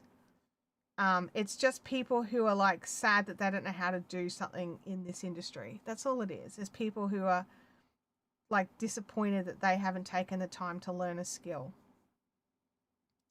Like, they've got different skills, I'm sure, but there's no need to discredit someone else's skills just because it's not something that you are either interested in or have taken the time to learn yourself. So, But yeah, but technically, Bianca, I'm keeping an side eye on messages from work as well. So I'm not technically on the clock, but if something urgent crops up, which it probably won't now, but if something urgent crops up, I could just keep a little ear on it. I'll be clocking into that one after lunch today. So I'm not technically full time, so I've still got hours in the week where I can potentially hang out and live stream um, during, the times that I need to do this stuff. So, you know, um, Talia says, I don't wear makeup, but I admire the skill and the practice that is needed. Oh, it's an art form. Beautifully done makeup is an art form. Absolutely. And I'm the same. I don't wear makeup. I got my own reasons for it. I mean, I wear some bits and bobs here and there, but I try not to do the full faces because my skin gets really angry and fights back. It really is what it boils down to. But I can still appreciate the artistry.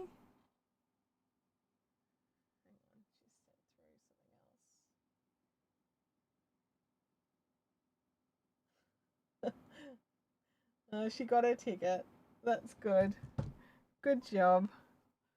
But yeah, I can still appreciate the artistry and the skills required to make like that happen. There's no need to poo poo on them for like, well, I don't wear makeup, so what's even the point? So yeah, I do. I just find the whole thing unnecessary. Like I think sometimes, especially like when they're talking about it on television and things like that, I think they're trying to be funny, except they're just insulting. So, like I don't know how we fix this, honestly. I don't know how we stop the attitude. 2 more rounds. I think we will make it in this ball. Oh yeah, this is the side. Um, like what? I don't know. I don't understand why they feel the need to like. Oh, and Granny Crafts are coming back. It's like Granny Crafts never went anywhere. I might just. Is my phone not on mute? Abby's getting. It's because Abby's like a priority one. That's why hers keeps coming through. I'm supporting a mum with a 19-year-old autistic daughter doing makeup live. She's a lovely mum doing her best. Yeah, it's just, I don't know. I just think that people just need to, if it's not their thing, just move away quietly. There's no reason to like belittle or denigrate somebody else's craft. There's no reason.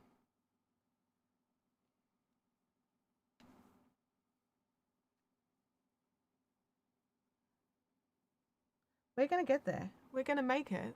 I was worried that I wouldn't get a whole square done in the last of the live stream, but we're totally going to get there.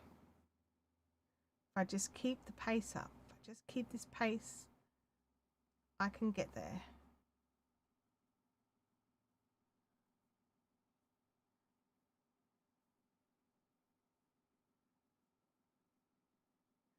Man, I love these colours so much.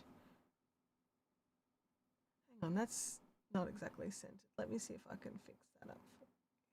There we go, that's a bit better. Yeah, these colours are just so pretty, honestly. Yeah, they want to make themselves feel better, like Bianca's saying here. They want to make themselves feel better by denigrating what they can't do. Absolutely. That's exactly what it is. They want to make it out like they haven't bothered to learn how to do it because it's a rubbish thing, not because they haven't got the skills themselves or put in the effort to learn it themselves. Like, just if it's not your thing, that's cool. Move on. You don't have to have an opinion on it. remember a few years ago, I was listening to the Dear Hank and John podcast, and they were talking about how Hank was realizing every now and again that he doesn't actually have to have an opinion on everything, and he can just scroll past something.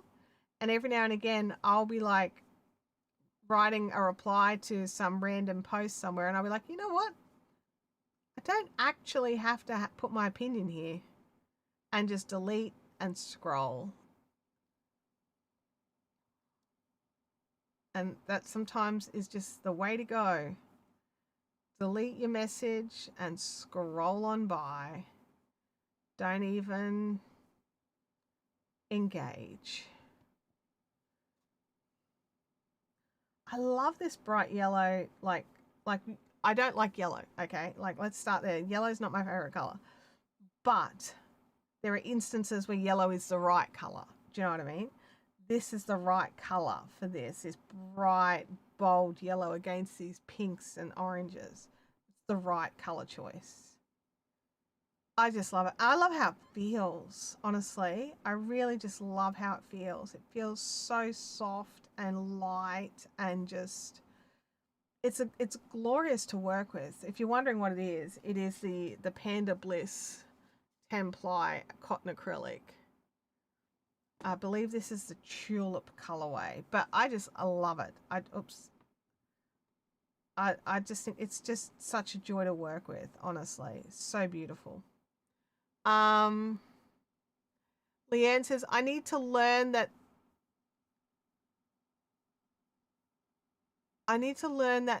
I've been crocheting for 70 years, folks. Oh, yeah. Those people that are like, I've been crocheting for 60 years and we've always done it this way. It's just like, yeah, I just scroll past them, because there's a good chance, not always the case, but there's a good chance they have zero interest in wanting to see another perspective. And I'm not going to fight with randos online about anything, like about any of this sort of stuff. It's supposed to be fun. It's supposed to be enjoyable. I'm not going to get into online biffo with people who are stuck in their ways. If they want to do it the same old way they've never done, they've always done, they have no interest in learning something new, fine. That's fine. They're not my people. I will keep moving on. I will keep moving on until I find the people that do want to learn new and interesting ways to do things, and share different ways of doing things, and we can all learn stuff together. Like, there's so many countries that there's yarn craft, and it's just a bit different from each one. Things developed slightly differently in each place, and just double checking I'm not going over. 1, 2, 3, 4, 5, 6, 7, 8. This is the last round, everybody. And we're definitely going to make it in this ball of yarn. It's a bit loose. Let me try that again. Make that tighter there. But yeah, just, I don't know, there's always attitude, right? And it's like those people that are like, I'm too old to learn how to use my phone, or I'm too old to learn how to use a computer. Like, no, you're not. You're not. You don't want to, and that's cool. But pulling the old, I'm too old to learn how to do this thing, I know that's absolute rot. So I don't want to hear that. But if you don't want to learn how to do it, or you don't want the skills, that's a different story. But just the I'm too old, no. Oh, my arm says I've been having a great workout. Oh, that's so funny. I forgot to take it off when I started crocheting. When I knit, it doesn't pick up the stitches as much, but when I crochet, I move my hand a lot more. And it really picked up the stitches. Yeah, this workout is fantastic. Keep it up. Like, okay, cool. I can keep up this one. Ink Journey Nikki, great to see you in the chat. Thanks for jumping in. But yeah, just, I don't know, we just don't need I don't know. We don't need the crap, really. Like there's so much yuck happening around us. This is supposed to be our little safe enjoyment zone where we are enjoying the things that we're working on, talking to other people who love the same things we do. You know, luckily there is a pile of different yarn crafting groups. So if there's something about a group you don't like online, you can just back out and go somewhere else. You're bound to find the group that you fit into. There's so many different options. Um, I just think it's definitely you just need to look. You need to look to find your people, and you can't force a group to change to be what you look like. Um, until you hit a complex pattern and start 4 times over, it wasn't even that hard. What's this for, Nikki? Because like this is the I frogged these socks. Let me think. I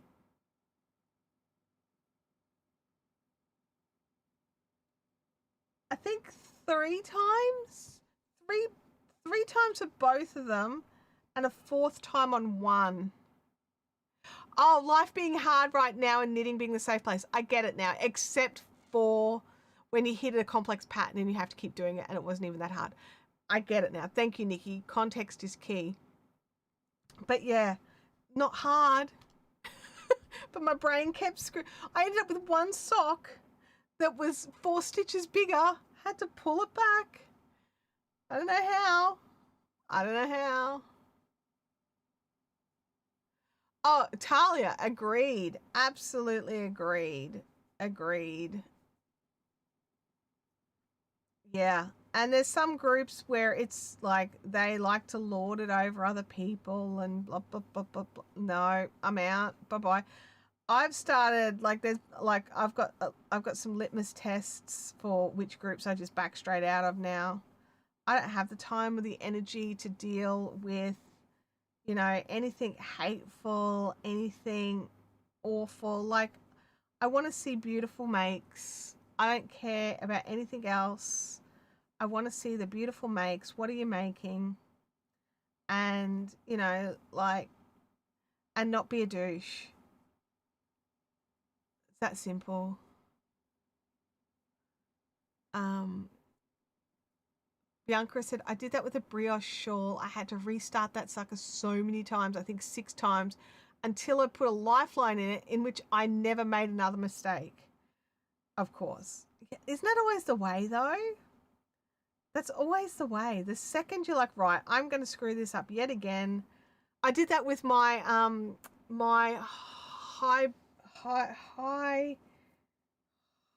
the shawl, the West Knit shawl. What's it called? Ice landscape shawl. I don't know why my brain was trying to say hibernate shawl. The ice landscape shawl. Like, I kept messing up the brioche. Was it the brioche section or there was a block stitch section? And I kept stuffing it up. And then I put in a lifeline. Didn't stuff that up again. And just kept going forward. So that one's actually pretty close to done too. I could probably work something on that.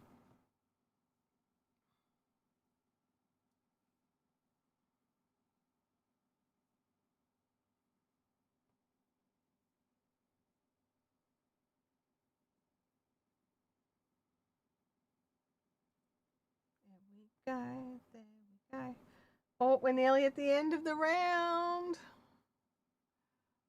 The yarn I picked had mohair and was dark, and I couldn't rip it to save my life. Nikki, next time, try sticking it in the freezer before you need to rip it. It just makes it just that bit slinkier and just makes it so you can rip your mohair and your fluffy yarns a bit easier if they're frozen. I don't understand the science behind it, but all I can tell you is that it works for me. If I've got a mohair that I have to frog, I just drop it into a Ziploc bag in the freezer, let it sit there and think about what it's done for a little while, and then go from there. Oh, it lift is back at Bendigo Woolen Mills, says Bambi. I haven't tried the Bendigo Woolen Mills lift yet. I'm pretty fussy with the mohair, with the fluffy yarns. I'm not great with them. Atali says the blanket I just finished has been covered in black dust from my middle gremlin ripping apart the lounge. Oh my gosh.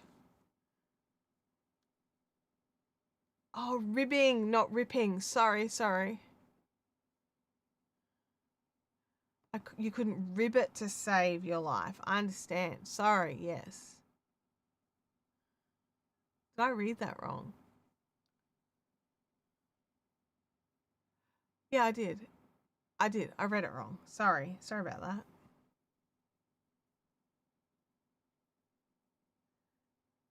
We are coming up to the end. All that work, what does it get me? Boom! 1, 2, 3, 4, 5, 6, 7, 8, 9. Yay! There we go. And I'll just come in from the back and do this over here.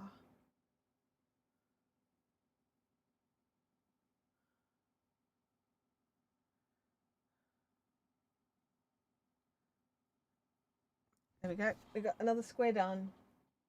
And believe it or not, I am actually going to start the next square using this last little bit. Uh-oh, all good. Then all knitting is in the naughty corner. Uh-oh. Oh, it is. Here, look, we've got this many squares so far.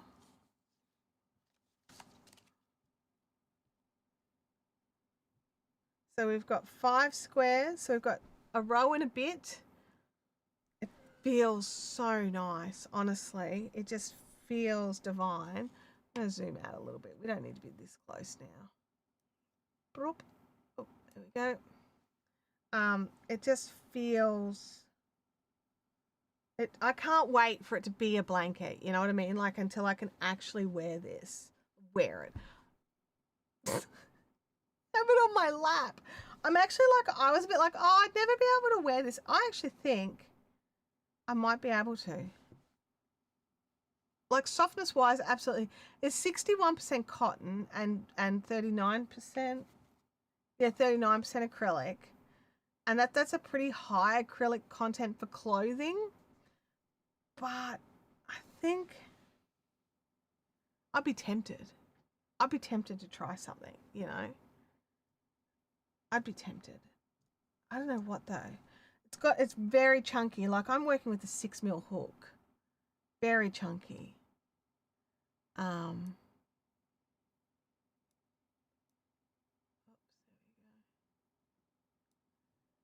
So yeah, I don't know. I don't know which way. What would you make if you had yarn this chunky and you wanted to make a garment? What would you make? Like, in a subtropical climate? Like, probably nothing, honestly. Subtropics. It is subtropical here. Like, needs 6mm needles. Like, easy. A cardigan could be okay. Yeah, because you could leave it like open. You're right. A cardigan could work. Definitely tempted to have a look at it. I mean, I've got plenty of this yarn, eh? Oh, actually, Leanne, that's a great idea. Have I checked the length of what it would be with the 5? I have not. Let me just get to the end of this round and I'll quickly do a little layout. I don't know if my desk is long enough. We'll find out.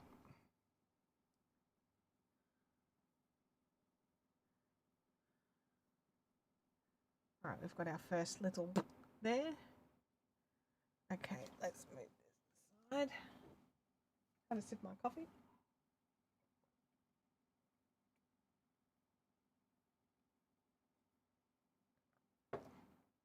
Maybe just drunk the end of my coffee. Okay.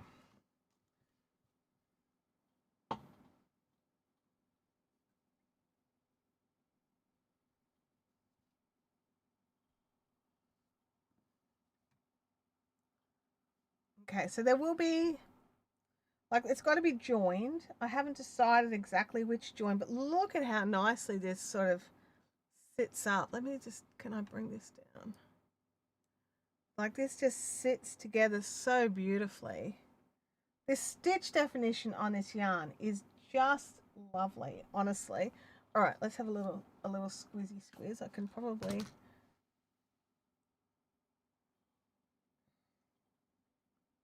there we go. That's sitting better. That'll give us a better idea. Okay, let me just, I don't know how much further out I can go here. That's not much. Anyway, all right, let's have a look. All right, so the 5 squares without, like, with a mine, like with just being sewn together, so no actual sort of, like, you know, lacing, no extra rounds, comes to just shy of 48 inches, so 122 centimeters. I think that's fine. 120 is what I hope for. Ideally, I'd like longer. So what have we, how many inches per square have we got? So we've got, so an extra square would make it like 57 inches. But yeah, just, I don't know. I don't think I'll have enough yarn to go that extra. I think I've only got enough to go 5 rows of 4. So, yeah. I'm just bringing these in just so, you know, we can get an idea of how they'll join together. So, but yeah, so I don't know. Like, a lot of it's going to come down to once I get my 20 squares. So we've got 5 so far. Once I get the 20, how does it look? Do I have enough yarn left over to maybe do a slightly wider, you know, a slightly wider join, or a join as you go that would add an additional round onto every square? Or I just have to wait and see, because I also do want to put like an external border. Like, I want to just a really basic border just to hold it all together a bit. So I'm thinking, yeah, just, I don't know. Yeah, Leanne says, I know you like your toes all the way up. Yeah, and that's usually more like a 160 centimeter minimum. So we are short on what I prefer, like top level preference. But do I mean, I could just order another packet of yarn, because I buy these in a 5-pack. So I've got, you know, 2 more there. I've got another 6 over there. So this is only, like, I've only used 2 balls so far. So yeah, that's like Leanne says, like a flat braid or something just to sort of join them together. But it's going to come down to how much yarn there is left over at the end. So I'll get to my 20 square goal, have a look at it, and then work out what I can do from there. I mean, I probably could just, I mean, it's pretty cheap, to be honest. Like, how much is it a ball? I don't even know. Let's have a look. The Bliss 10 ply. Who's got this? Oh, let's have a look here. Bliss, Peyton's, Bliss 10 ply. So what are we looking at? We're looking at like $10 a ball. So, you know, yeah, $10 or $11 a ball.